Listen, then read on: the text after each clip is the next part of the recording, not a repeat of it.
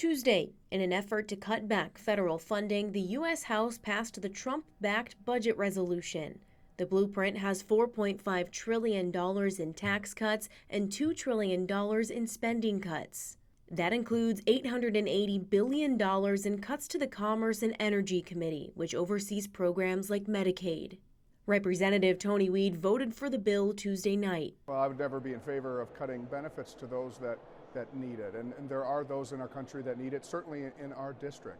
It doesn't call for that right now. All we've done was unlocked the potential to look into waste, fraud, and abuse throughout the Medicare system. I think there's things within the cost that can be done, but certainly, anyone that's on Medicaid that needs it, maybe it's a disabled minor or someone that's disabled, people that truly need it, the way it was intended, that will not change, nor would I support that and taking away those benefits. But before the bill heads to the Senate for approval, constituents gathered Wednesday outside Senator Ron Johnson's Oshkosh office to express Medicaid's value to them. It keeps them healthy. It keeps them engaged in their community.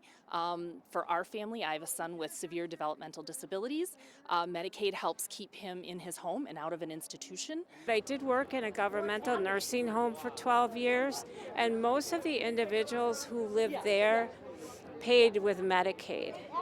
I just can't imagine what is going to happen to these people. The group shared stories and expressed their fear and concern over the potential cuts in hopes of getting a message across to the senator before he votes. In a statement to Fox 11, Johnson responded to the protesters saying, quote, "It is difficult to respond to complaints and protests that have no basis in truth or fact. It is unfortunate that Democrat elected officials are lying to their supporters regarding the Senate budget resolution and encouraging them to take to the streets."